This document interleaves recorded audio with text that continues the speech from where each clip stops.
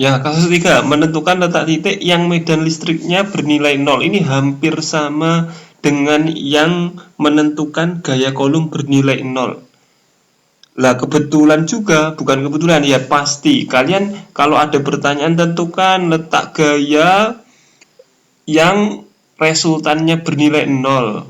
Atau ada soal yang ditanya tentukan letak titik medan listrik yang bernilai 0. Itu cara ngerjainnya sama. Boleh pakai konsep medan, boleh pakai konsep eh, gaya kolom kemarin. Nah, intinya adalah jika muatan P dan Q sama-sama positif atau sama-sama negatif, maka medan listrik bernilai 0 berada di antara keduanya, di titik P. Di titik B.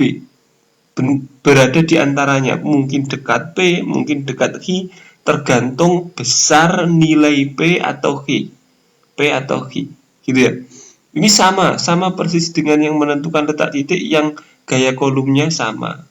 Saya ulangi, kalau ada pertanyaan menentukan letak titik yang medan listriknya bernilai 0 atau menentukan letak titik yang gaya kolomnya bernilai 0, itu bisa dikerjain dengan konsep medan bernilai 0 atau konsep gaya bernilai 0, sama. Kemudian yang kemungkinan yang kedua, jika P dan Q berbeda, satunya plus, satunya min, gitu ya.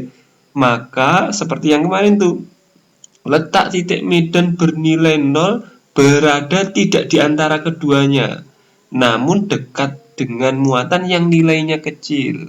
Kemarin sudah pernah ini dipraktekkan. Ini untuk nginget-nginget saja. Misal nih, di P itu positif, kita ganti warna dulu, warnanya mungkin ini plus 7 gitu ya. Kemudian di ini min 3. Lebih besar mana? 7 dengan 3. Sekali lagi min dan plusnya nggak dilihat. Lebih besar 7 berarti kan dekat dengan yang kecil, berarti kemungkinan letak medan listrik bernilai 0 di titik C gitu ya. Dan selanjutnya, cara ngerjainnya sama dengan yang kemarin. Contoh nih, ini Q1 sama Q2. Q1-nya 1, Q2-nya 4. Ini sorry, kurang tanda min. Ini harusnya ada tanda min gitu ya.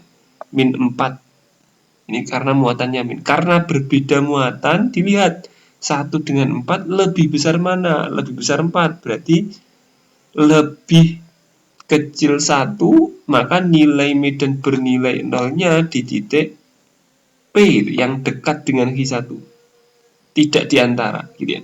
Cara ngerjainnya kita misalin dulu dari P ke Q1 ini X, berarti kalau jaraknya ini ke sini 10, jaraknya ini ke sini 10, ini kan jaraknya ada 10 cm, maka jaraknya Q2 ke titik P adalah 10 tambah X. Ini ada nih. Kita tulis dulu. E1 sama dengan E2, ini dapatnya dari mana? Ini plus, berarti medannya menjauhi akibat Q1 ke sana.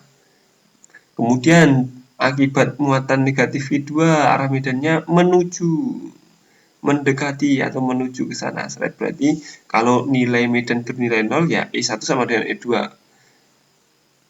K1 per R1 kuadrat sama dengan K2 per R2 kuadrat. K-nya dicorek, Q1-nya 1, R-nya X, 4, 10 plus X kuadrat di akar semuanya. Ini semuanya di akar. Nah, kalau sudah di akar, 1 per X ketemu X-nya 10, ini 10. Tentukan letak titik yang memiliki kuat medan listrik 0, jawabannya adalah 10 dari Q1 atau 20 dari Q2. Jawabannya kayak gitu. Oke, besok juga ngerjain lagi, akan saya tunjukkan di live Zoom.